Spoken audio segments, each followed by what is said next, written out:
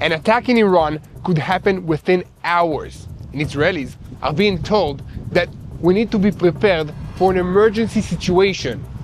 The United States aircraft carrier is within striking distance of Iranian targets, and other assets are also in place.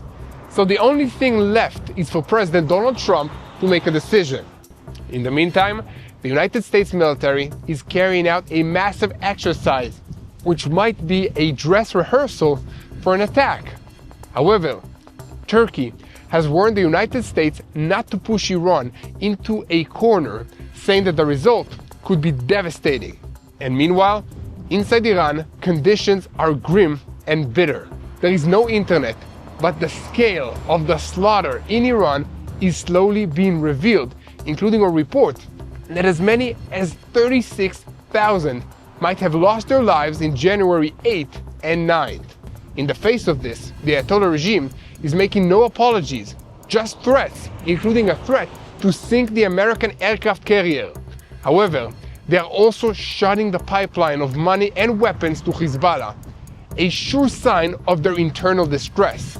But Hezbollah's Secretary General Naim Qassem is in a fighting mood, calling for an all-out war. And at the same time, the IDF launched a fire belt in Lebanon overnight, hitting dozens of Hezbollah targets, including the elimination of a senior artillery commander and using bunker buster bombs for some targets of Hezbollah, the terrorist organization. Welcome to Boots on the Ground. I'm your host Yair Pinto, bringing you the whole truth about what's happening in Israel. And by the way, I'm currently on my way to Mount Hermon, the northernmost mountain in Israel, with my entire team. Today, we will join the IDF to understand what the threats are from that area. And there are many threats in the north, but also many opportunities. And we are a moment away from a historic opportunity to change the regime in Iran. So senior officials in Israel fear missing the historic opportunity to replace the Ayatollah regime if President Trump does not exploit the current crisis and refrains from striking Iran. This is why Razeh Pahlavi is seen as a symbolic figure for the alternative leadership. However, Israel and the United States prefer a gradual transfer of power while preserving the oil industry in order to prevent chaos in the world markets. The possibility that is there of a strategic weapons and the strengthening of other regional power centers in the event of a collapse of the Iranian regime is very real. The aircraft carrier USS Lincoln has arrived in the region ahead of a possibility of a military campaign against Iran. The United States has also promised to reinforce Israel's defensive array, and in the last 24 hours, units of the battle-tested THAAD air defensive systems have been deployed in this region. On Israel's northern border, Hezbollah's Secretary General called on the organization's operatives to prepare for an all-out war in support of Iran, warning that Iran's enemies will not experience a pleasant trip if they attack. However, the IDF is already attacking Hezbollah, hitting dozens of targets all over Lebanon in the last 24 hours, including the man described as the head of Hezbollah's artillery array. But that's not Hezbollah's only problem. It has come to light that Iran has shut off the economic tap, causing forces and structural changes against the backdrop of severe budget crisis. The changes are announced suddenly, and the funding that remains for the terrorist organization is being directed towards combat readiness, while hundreds of non-combat personnel have received pink slips, which has never happened before in Hezbollah. They're not paying their people. So I'm personally very interested to see how these laid-off employees react to this situation. And in the Gaza Strip, there's a wide-scale operation in the cemetery to try and find the remains of fallen hostage Ran Gaveli. This is the report that indicates that the Rafah crossing will be opened in a limited and surprising manner when this issue will be resolved. However, against the backdrop of progress in the ceasefire arrangements, the Hamas spokesperson clarified that this evil organization is here to stay, while everyone is beginning to understand that there is only one force that knows how to disarm Hamas, and that is the IDF.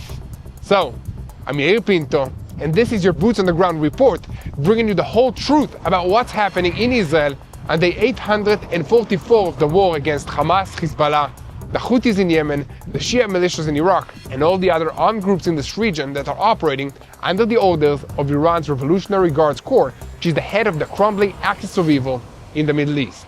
A moment before we start, don't forget to press that subscribe button and stay tuned to the truth in real time so that you never miss another episode of Boots on the Ground. The American aircraft carrier USS Abraham Lincoln has moved into the region, and its presence is changing the entire breathing rhythm of the Middle East. This is not just another visit, but a deployment that signals that Washington is one decision away from a strike, and the clock is ticking. And that matters now, because the moment that this force settles into position, Iran, Israel, and all the proxies in the region move into response and get serious about preparations for action. And speaking of preparations, although all the attention is focused on the American aircraft carrier, it is not the only strike platform that the Americans brought with them. The carriers that escort the vessels also have cruise missiles that they can fire at Iranian targets, as well as sophisticated electronic warfare and cyber warfare systems. The carrier holds up to 90 aircrafts with a variety of offensive and defensive capabilities that add up to a capability to conduct a campaign for many days. At the same time, the Americans are also deploying large numbers of ground-based aircrafts at bases in this region, including squadrons designed for both an interception scenario and a strike scenario. This week, some of these forces began a multi-day readiness exercise, which is worth doing for its own sake, but in the current context, it appears to be an exercise meant to test rapid response and operational capabilities under pressure, exactly as all sides are trying to understand whether this is just an exercise or a dress rehearsal. Meanwhile, the Pentagon is also strengthening layers of defense around Israel. A ship with missile defense systems is moving towards the area, and in the coming days, a THAAD battery is also expected to arrive. This is the system which intercepted almost half of the missiles that Iran fired at Israel during the 12-day war last June. This is not a technical detail. It is a signal that if something happens, Washington wants Israel to have a thick umbrella over its head from the very first minute.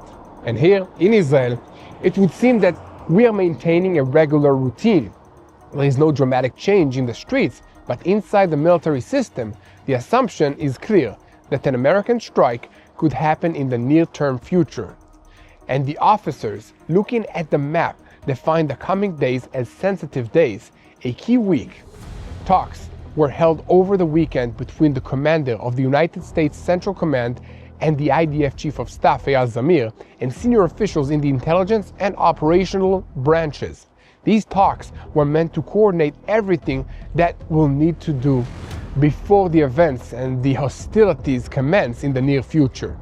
The Israeli perspective is that if and when there is an opening blow, it should focus first and foremost on Iran's missile stockpiles in order to quickly reduce Iran's ability to strike Israel and US bases in this region, as well as naval assets at sea.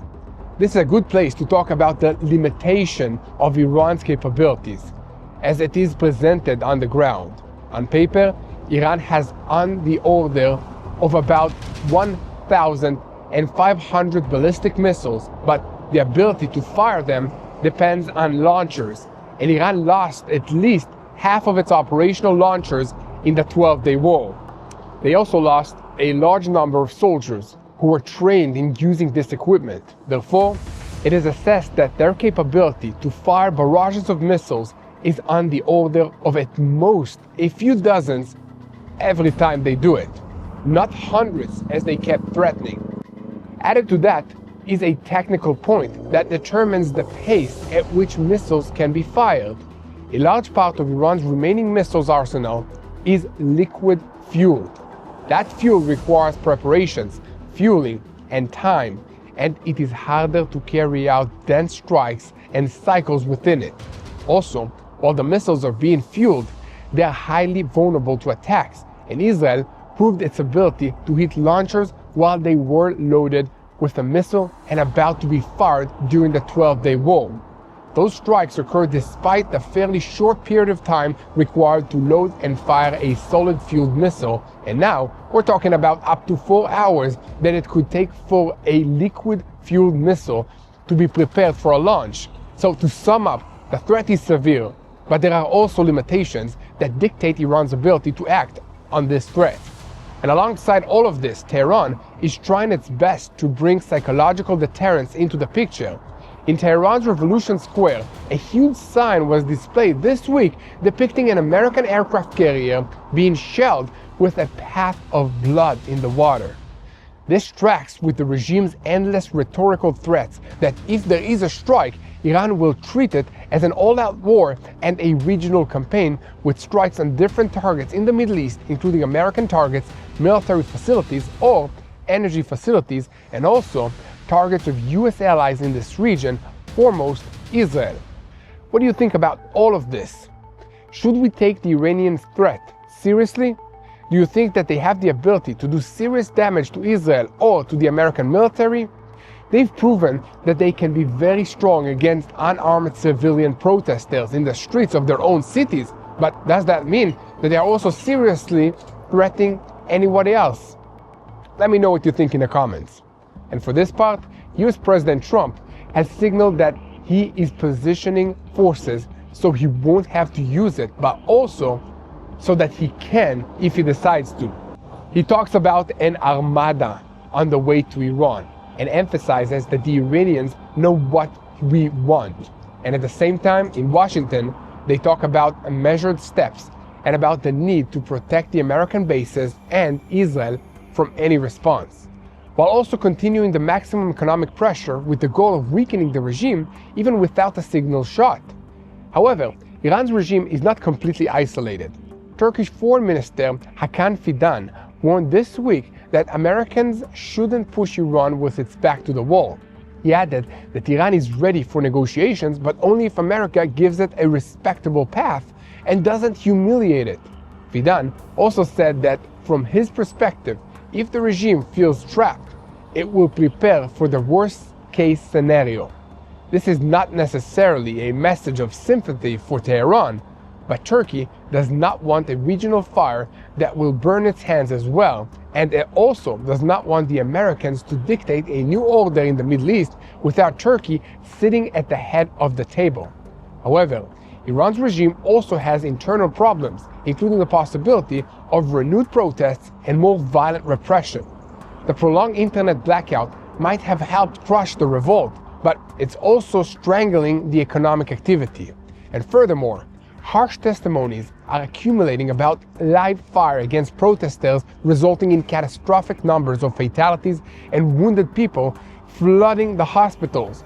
It's impossible to know the actual numbers, but it's safe to say at this point that there have been tens of thousands of people unalived and perhaps hundreds of thousands that are wounded. This is while many tens of thousands have also been arrested and might never be seen again. What is clear? The mechanism is trying to survive at any price, and citizens are living with fear in the streets and an expectation that someone from outside will help. And amidst all of this, some in Israel's strategic community feel missing a historic opportunity, because if President Trump does not exploit the current crisis to strike Iran, the Ayatollah regime may recover, may rebuild its capabilities, and return to a path of force building, both in missiles and in the nuclear project.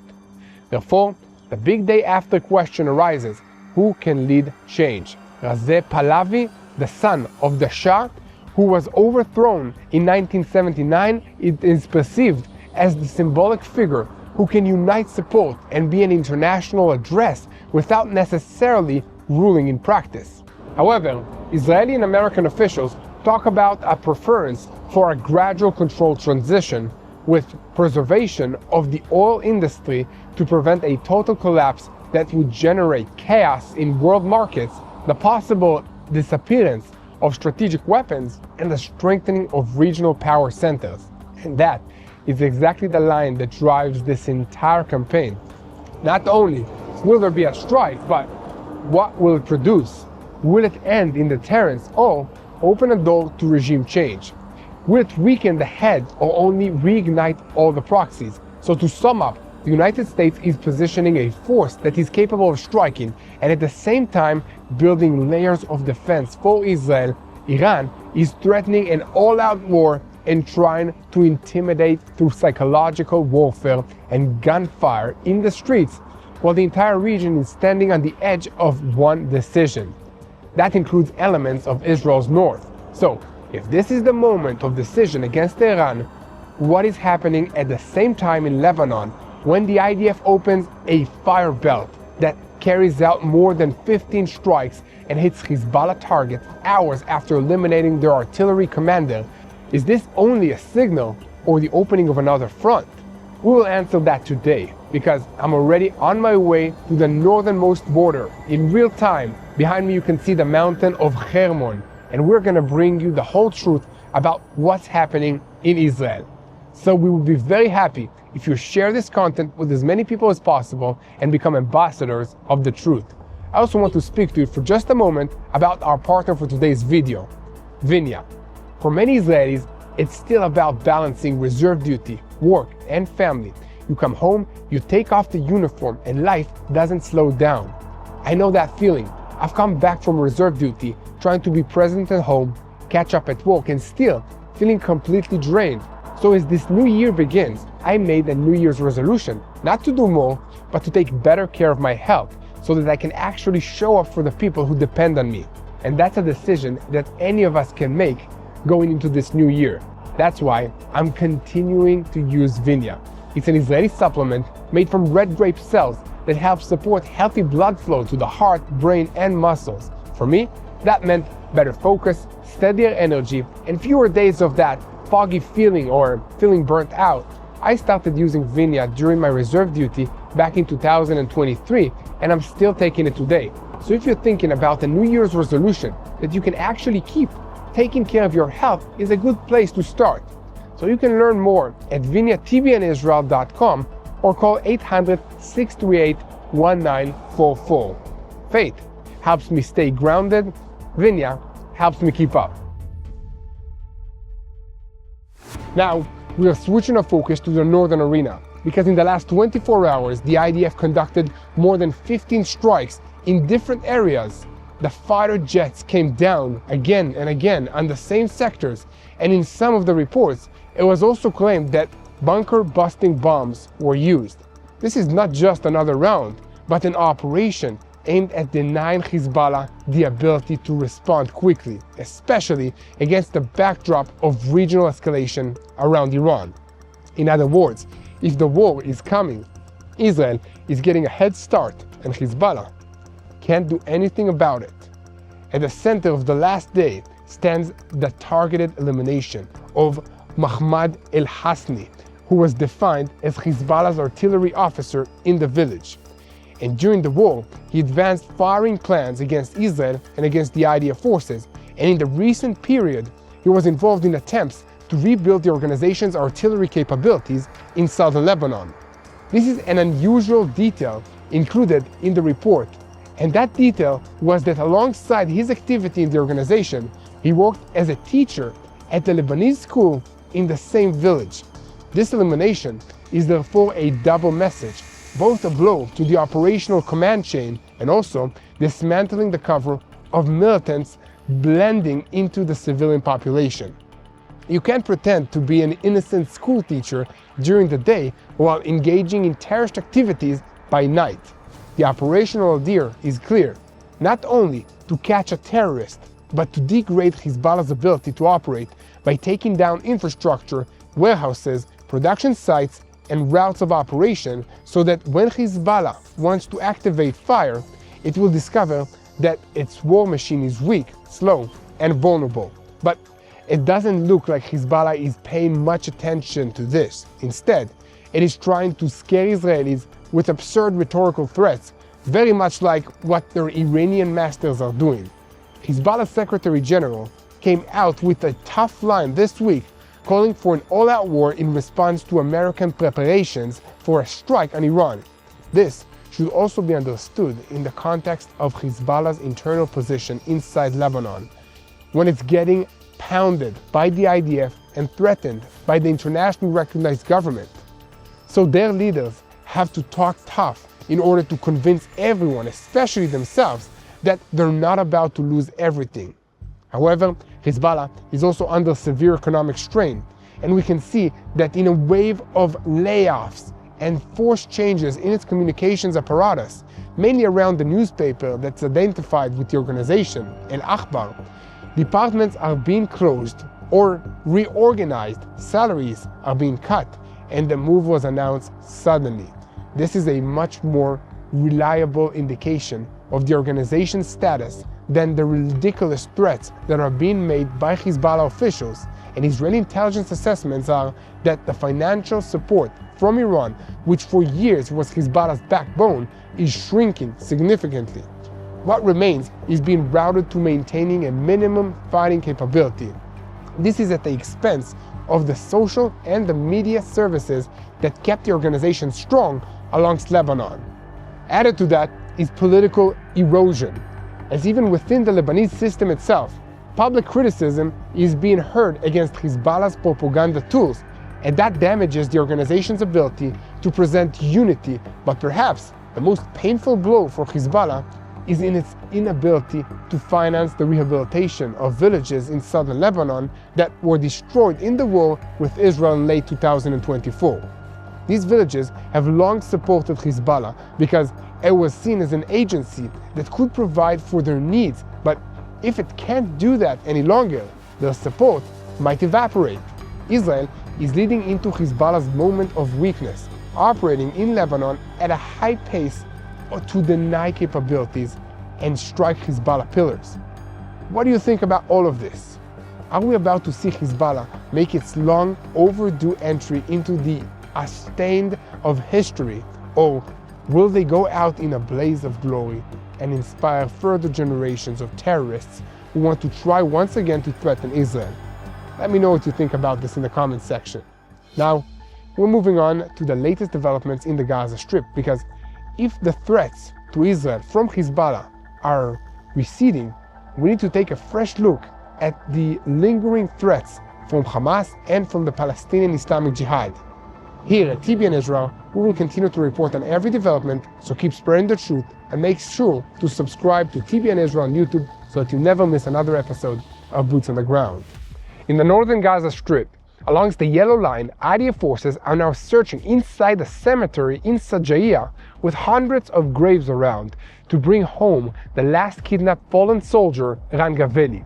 However, within all of this, the political axis also enters creating a breathing space for Hamas. Israel has agreed to a limited and supervised opening of the Rafah border crossing for people only at this point and under a fully Israeli oversight mechanism.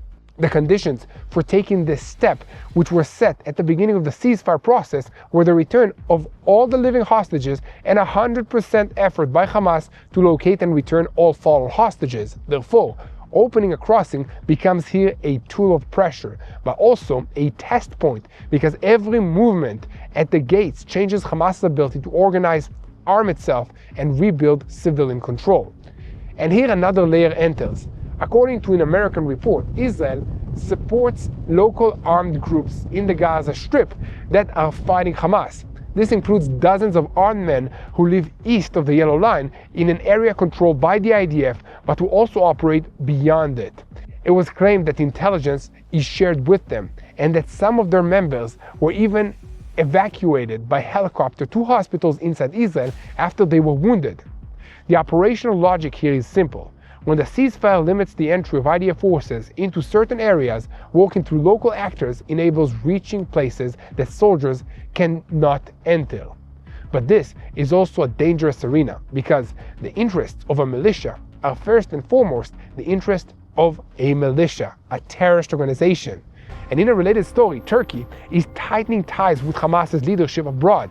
The head of the Turkish intelligence met in Ankara this week with senior Hamas official Khalil al-Khaya, and they discussed the details of a second stage of the political framework, including civilian control mechanisms and a role in reconstruction policy.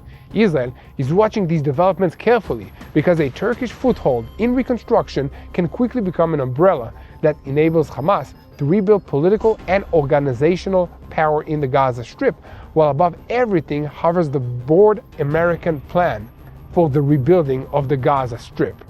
In the vision that has been presented, the starting point is the dismantling of Hamas's heavy weapons, tunnels, military infrastructure, and weapons production facilities. Then, control of even light weapons is supposed to pass to one authority, a Palestinian technocratic government. But on the ground, Hamas shows no signs of dismantling anything. On the contrary, it speaks of a clear voice that it is not going anywhere, and it demands that the mediators force its terms. And therefore, if voluntary disarmament does not happen in practice, in the end, it comes back to the question, who disarms Hamas? And if not disarmament, then decisive defeat. So to sum up, while the ceasefire dictates limitations, the IDF is operating on the ground to return Ran Gaveli, and the entire system is moving between pressure and the crossing, and also a struggle to prevent Hamas from rebuilding. The next question is already in another arena. How does all of this affect the preparations in the north and the pressure against Hezbollah, while at the same time the regional arena around Iran continues to heat up? That's where you and I come in, because we need to pray about the situation. So let's unite in prayer for wisdom to our leaders. Let's pray for our brave soldiers that are fighting here on the Hermon mountain, in the snow, and in other arenas all across Israel. Let's unite in prayer for the peace of Jerusalem. Hello, this is Mati here in Jerusalem with TBN Israel. This is Yair Pinto from TBN Israel here in Jerusalem. TBN Israel is keeping viewers informed with Israel-focused news, culture, and what God is doing in this land. Support TBN Israel today online at tbn.org/Israel. Thank you.